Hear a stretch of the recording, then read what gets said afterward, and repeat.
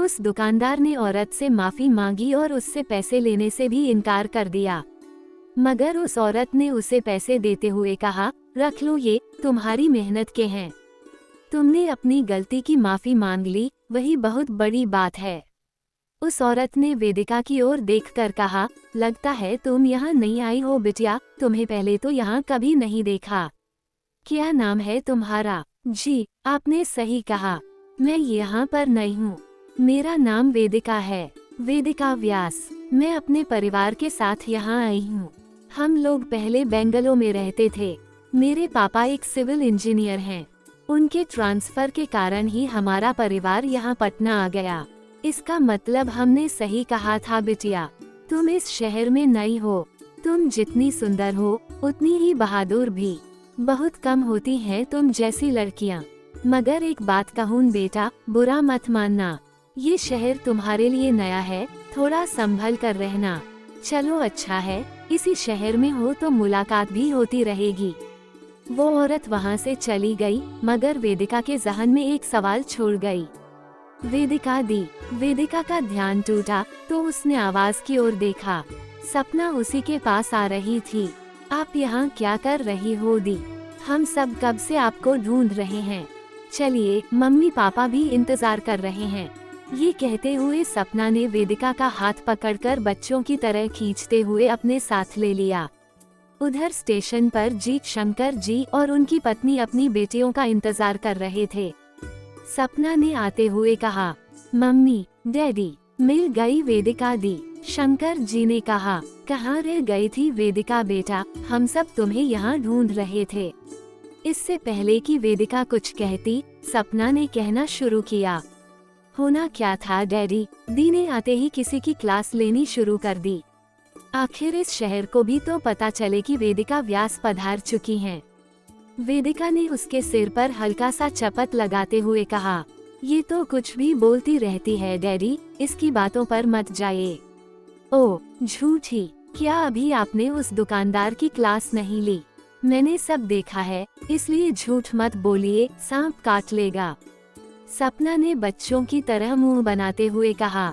वेदिका ने उसे घूर कर देखा, फिर शंकर जी से बोली, आपको तो पता है न डैड, मैं अपने सामने गलत होता हुआ नहीं देख सकती। आपने ही तो सिखाया है कि अगर कोई हमारे साथ गलत करे तो हमें सहना नहीं चाहिए, क्योंकि गलत करने वाले से बड़ा गुनहगार गलत सहने वाला होता है। वेदिका की बात सुनकर शंकर जी मुस्कुरा दिए। वहीं पार्वती जी ने कहा, वो सब तो ठीक है वेदिका बेटा, लेकिन ये शहर हमारे लिए अनजान है, अनजान लोग हैं, तुम्हें थोड़ा संभल कर रहना चाहिए। वेदिका ने साइड से पार्वती जी को हग करते हुए कहा, मम्मी आप फिक्र मत कीजिए, आपकी बेटी बहुत बहादुर है, मानती हो न? और मैंने बस उस दुकानदार को शांति से समझाया, कोई मारपीट थोड़ी न की। बिल्कुल सही कहा मेरी बेटी ने, शंकर जी ने कहा। तो पार्वती जी ने उन्हें डांटते हुए बोला, हाँ आप ही ने इन दोनों को बिगाड़ रखा है और चढ़ाए इन्हें सर पर। मम्मी हमारे डैड के बारे में कुछ मत कहिए, सपना ने अपनी कमर पर हाथ रखते हुए कहा। पार्वती जी ने उसकी पीठ पर हल्के से मारते हुए कहा, घर चलो पहले तुम सब, फिर बताती हूँ तुम्हारे डैड को भी और उनकी लाडली बेटियों को भी। सपना ने शंकर जी के कान में धीरे से कहा, डैडी लगता है मम्मी ज्यादा नाराज हो गई हैं, अब उन्हें मनाने की तरकीब ढूंढिए, वरना हमारी खैर नहीं। पार्वती जी ने उसे आंखें दिखाते हुए कहा, क्या खिचड़ी पक रही है बाप बेटी के बीच? कुछ नहीं, वो बस कह रही थी कि हमें अब चलना चाहिए। शंकर जी के कहने पर पार्वती जी ने कहा, मैंने भी हिंदी में कहा था, उर्दू में नहीं। अब और देर मत कीजिए, जाइए जाकर टैक्सी ले आइए। शंकर जी टैक्सी लेने चले गए। बड़े ठाकुर की हवेली, दोपहर का वक्त। बड़े ठाकुर और वेद खाने की टेबल पर बैठे थे। सावित्री जी उन्हें खाना परोस रही थीं।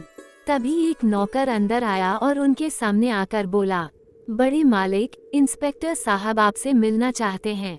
वेद ने सुना तो उसका हाथ खाते खाते रुक गया। बड़े मालिक ने इंस्पेक्टर को लाने के लिए कहा। नौकर उनकी बात सुनकर चला गया। वो अपने साथ इंस्पेक्टर को लेकर अंदर आने लगा तो उनके कानों में एक कड़क आवाज पड़ी। उसके कदम वहीं रुक गए। वहीं रुक जाओ इंस्पेक्टर, ये बोलते हुए वेद खाने की टेबल से उठा और इंस्पेक्टर के सामने आकर बोला, लगता है ये शहर में नए आए हो, इसलिए यहाँ के तौर तरीके नहीं मालूम। जाकर पहले इस शहर के कानून कायदे समझो, उसके बाद मिलने आना। ये बोल वेद ने मुरली को आवाज दी। मुरली। आवाज सुनकर मुरली दौड़ता हुआ चला आया। जी भैया जी, इंस्पेक्टर साहब को जरा यहाँ के कायदे कानून के बारे में बताओ। ये कहकर वेद अंदर चला गया। अच्छा भैया जी, ये बोलकर मुरली इंस्पेक्टर की ओर मुड़ा।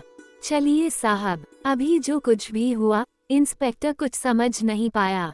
वो मुरली के साथ चल पड़ा। लगता है आप ही शहर में नए आए हैं साहब, इसलिए यहाँ के नियम कायदे नहीं जानते। मुरली ने चलते हुए कहा, हाँ, मेरा कल ही ट्रांसफर हुआ है।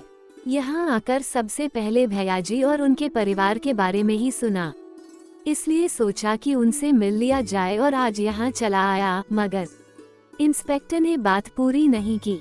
अरे अगर मगर छोड़िए साहब, हम समझते हैं आप क्या सोच रहे हैं। हम बताते हैं गलती कहाँ हुई। दरअसल गलती आपसे नहीं, आपकी खाकी वर्दी से हुई है। इंस्पेक्टर उसकी बात समझ नहीं पाया। मुरली ने आगे कहा, उनका है न, भैया जी को पुलिस और खाकी वर्दी दोनों से सख्त नफरत है। आज तक कोई भी पुलिस वाला इस हवेली में खाकी वर्दी पहनकर नहीं आया, लेकिन आप तो यही गलती करने वाले थे, इसलिए आइंदा याद रखिएगा। इंस्पेक्टर को मुरली की बात सुनकर बहुत हैरानी हुई। उसने कदम रोक लिए और पूछा, पुलिस और खाकी वर्दी से नफरत, लेकिन इस नफरत की कोई खास वजह? मुरली ने उसकी बात पर हल्का सा मुस्कुरा कर कहा, अरे साहब, सब कुछ अभी जान लोगे का, आगे के लिए भी कुछ रहने दीजिए। ना आप कहीं भागे जा रहे हैं और ना हम। आपको यहाँ आए 2 दिन भी नहीं हुए। पहले अपने पुलिस स्टेशन को संभालिए, चार्ज लीजिए और इस शहर के कायदे कानून समझिए। फिर धीरे धीरे भैया जी के बारे में भी जान जाएगा। आइए चलिए, आपको देर हो रही होगी। बातें करते हुए मुरली इंस्पेक्टर को जीप तक लेकर आया। इंस्पेक्टर जीप में बैठकर जाने लगा तो मुरली ने टोका, हम जो बोले हैं उस पर ध्यान दीजिएगा साहब। इंस्पेक्टर वहां से चला गया। अंदर वेद सोफे पर बैठा था। बड़े ठाकुर उसके सामने बैठते हुए बोले, तुमको इंस्पेक्टर से ऐसे बात नहीं करनी चाहिए थी वेद। हम चाहकर भी उन यादों को अपने जहन से नहीं मिटा सकते पापा। ये नफरत अब हमारे मरने के साथ ही खत्म होगी। हम तुम्हारे जज्बात समझ सकते हैं बेटा, लेकिन वक्त के साथ तुम्हें खुद को बदलना चाहिए। हमारे नफरत की वजह आप अच्छे से जानते हैं पापा, हम नहीं बदल सकते। ये बोलकर वेद वहाँ से चला गया। वेदिका का घर, ये जगह व्यास फैमिली के लिए नई थी। यहाँ पर बसने में, घर को सेटल करने में थोड़ा समय तो लगता ही है। लगभग सारी चीजें व्यवस्थित हो चुकी थी, फिर भी थोड़ा बहुत काम अभी भी बाकी था। पार्वती जी किचन में नाश्ता बना रही थी और शंकर जी बाहर सोफे पर बैठकर अखबार पढ़ रहे थे। आपकी लाडली बेटियां अभी तक उठी नहीं, पार्वती जी ने शंकर जी को चाय देते हुए कहा। शंकर जी ने उनके हाथों से चाय का कप लिया और मुस्कुराते हुए जवाब दिया, जरा सोने दो उन्हें। वैसे भी देर रात तक वो लोग सामान सेट करने में तुम्हारी मदद कर रही थीं। इन सब कामों में रात के 2:30 बज गए थे। वेदिका को सुबह जल्दी उठने की आदत थी। वो वॉशरूम से तैयार होकर बाहर निकली तो देखा सपना अभी भी गहरी नींद में सो रही थी। ये नहीं सुधरने वाली, ये कहते हुए वेदिका सपना के पास आई और थोड़ा झुककर बोली, अरे मेरी कुंभकर्ण बहना, उठ जा अब। देर करवाने का इरादा है क्या? दी, बस 2 मिनट सोने दो, सपना ने अलसाए आवाज में कहा और अपना चेहरा तकिए में छुपा लिया। क्या 2 मिनट कौन सोता है यार, चल उठ। रात भर बैठकर फोन चलाएगी और सुबह उठने के लिए बोलो तो मैडम के नखरे शुरू हो जाते हैं। ये सब कहते हुए वेदिका आईने में देखकर अपने बाल बनाने लगी। सपना बिस्तर से उठी और वेदिका के सामने हाथ जोड़ते हुए बोली, दी बस करो, देखा मैं अब उठ गई। प्लीज अपना ये लेक्चर अपने स्टूडेंट्स को सुनाना, मुझे छोड़ दो। वेदिका ने उसकी ओर बिना देखे कानों में इयररिंग्स पहनते हुए कहा। अगर तू 10 मिनट के अंदर तैयार नहीं हुई तो फिर से एक नया लेक्चर मिलेगा। मैं बस अभी तैयार होकर आई। ये बोलकर सपना बाथरूम की ओर मुड़ी। तभी उसे कुछ याद आया। उसने वेदिका की ओर देखकर कहा, वैसे दी, आप क्या कह रही थी? मैं रात भर फोन चलाती हूँ। आपने गलत कहा। मैंने तो बस 2 बजे तक चलाया था। और आपको तो पता है न, कितना मुश्किल है आज के जमाने में बॉयफ्रेंड बनाना और उन्हें मेंटेन करके रखना। उफ़, आप नहीं समझ सकती मेरी प्रॉब्लम। वो कह ही रही थी कि वेदिका ने उसके ऊपर टॉवल फेंकते हुए कहा, बकवास बंद कर और जल्दी तैयार होकर आ। सिर्फ 10 मिनट है तेरे पास। मैं नीचे जा रही हूँ।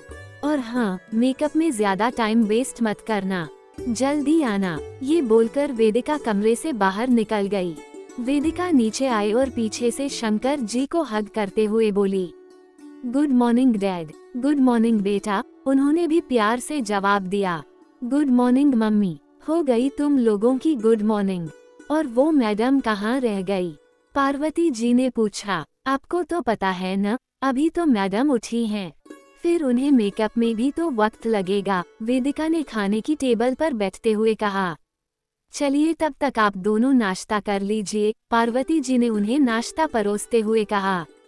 शंकर जी भी खाने की टेबल पर आकर बैठ गए और वेदिका से बोले, तुम कहीं जा रही हो क्या वेदिका बेटा? हाँ पापा, आपको बताया था ना, यहाँ के एक स्कूल में टीचिंग के लिए अप्लाई किया था। उनका मेल आ चुका है। बस उसी सिलसिले में उनसे आज मिलना था। और सपना का मेडिकल कॉलेज में एडमिशन भी करवाना है, तो सोचा दोनों काम एक साथ हो जाएं। शंकर जी ने कहा, मेरी एक दोस्त हैं जो यहाँ के मेडिकल कॉलेज के डीन को अच्छे से जानते हैं। यहाँ आने से पहले मैंने उनसे सपना के बारे में बात की थी। वैसे भी मिड टर्म में एडमिशन मिलना मुश्किल होता है, लेकिन उन्होंने कहा था कि वो सब संभाल लेंगे। आप दोनों एक बार डीन से जाकर मिल लेना। अगर कोई प्रॉब्लम हो तो मुझे बताना। आप फिक्र न करें डैड, हम सब संभाल लेंगे। वो लोग बातें कर ही रहे थे कि सपना सीढ़ियों से उतरते हुए बोली, गुड मॉर्निंग एवरीवन। लीजिए, आ गई आपकी लाडली बेटी। बड़ी जल्दी तैयार हो गई बेटा। पार्वती जी ने खाना परोसते हुए कहा। क्या सच में? मैं आज जल्दी तैयार हो गई। इसका मतलब दी ने मुझे जल्दी उठा दिया। वेदिका ने उसकी बात बीच में ही काटते हुए कहा, ज्यादा नखरे नहीं, जल्दी नाश्ता खत्म करो, हमें निकलना भी है। मम्मी, आप फिक्र मत करना, हम शाम को साथ में मार्केट चलेंगे, वेदिका ने कहा। दोनों ने नाश्ता खत्म किया और साथ में बाहर निकल गईं। वेदिका ने स्कूटी स्टार्ट की और सपना उसके पीछे बैठ गई। Patna medical college. वेदिका की अपॉइंटमेंट 2 बजे के बाद की थी, इसलिए सबसे पहले वह सपना के एडमिशन के लिए मेडिकल कॉलेज गईं। वेदिका ने स्कूटी कॉलेज के सामने रोकी।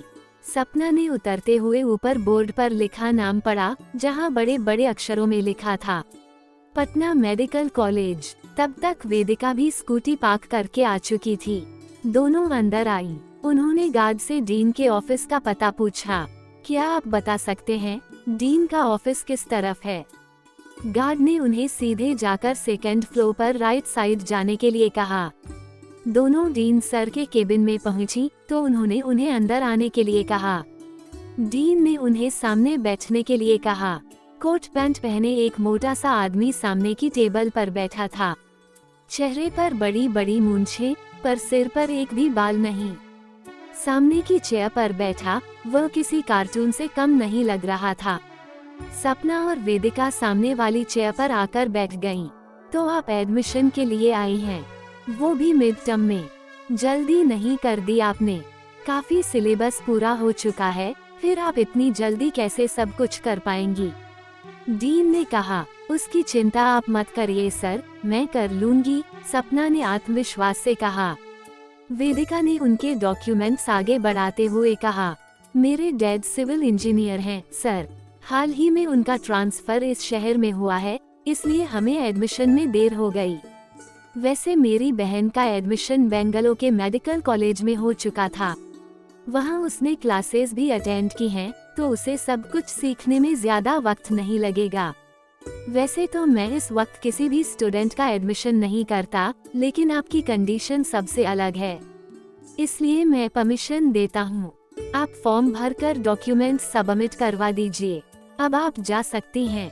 Thank you sir. ये कहकर वेदिका उठी, मगर सपना अभी भी बैठी हुई थी। वेदिका ने उसे इशारा कर उठने के लिए कहा तो सपना उठी और उसके साथ बाहर आ गई। मगर जाते जाते उसकी नजर डीन पर ही थी। बाहर आते ही सपना जोर जोर से हंसने लगी। अब इसे क्या हो गया? ये लड़की पागल तो नहीं हो गई कहीं? आसपास से गुजरने वाले स्टूडेंट्स भी उसे अजीब नजरों से देख रहे थे। वेदिका ने उसे चुप कराते हुए बोला, ये क्या हरकत है सपना? सब लोग देख रहे हैं और किस बात पर तुझे इतनी हंसी आ रही है? सपना ने बड़ी मुश्किल से अपनी हंसी रोकते हुए कहा, दी, आपने डीन की मूंछें देखी? बिल्कुल साउथ इंडियन डाकू विरपन की तरह लग रही थी ना? वेदिका ने अपने सिर पर हाथ रखते हुए कहा, ओह गॉड, तो तू इस बात पर इतना हंस रही थी? मुझे तो लगा तुझे किसी डॉक्टर के पास ले जाना पड़ेगा। वो दोनों कॉलेज के मेन गेट तक पहुंच चुके थे कि तभी वेदिका को कुछ याद आया। ओह गॉड, मैं फोटोकॉपी के साथ तेरा ओरिजिनल डॉक्यूमेंट भी डीन को दे आई। तू यहीं रुक, मैं अभी डॉक्यूमेंट लेकर आती हूँ। ये कहकर वेदिका चली गई। सपना बोर होने लगी तो वह अपना फोन निकालकर कुछ करने लगी। वो इधर उधर चक्कर लगा ही रही थी कि तभी सामने से आते एक लड़के से टकरा गई। फोन तो जमीन पर गिरा ही, साथ ही उस लड़के के हाथ में रखे पेपर्स भी। वो लड़का जल्दी से अपने पेपर्स समेटने लगा, वहीं सपना के चेहरे की तो हवाइयां ही उड़ चुकी थीं। उसकी बड़ी बड़ी आंखें जमीन पर गिरे अपने फोन पर ही थीं, जिसकी स्क्रीन बुरी तरह टूट चुकी थी। वहीं वो लड़का अपने पेपर्स समेटने में लगा था। ब्लैक शर्ट, ब्लू जीन्स, ऊपर से व्हाइट लॉन्ग कोट जो अक्सर मेडिकल स्टूडेंट्स पहनते हैं। उम्र कुछ ज्यादा नहीं थी उसकी, जरूर कोई स्टूडेंट होगा। इसकी इतनी हिम्मत, ये बोल सपना उसकी ओर बढ़ गई।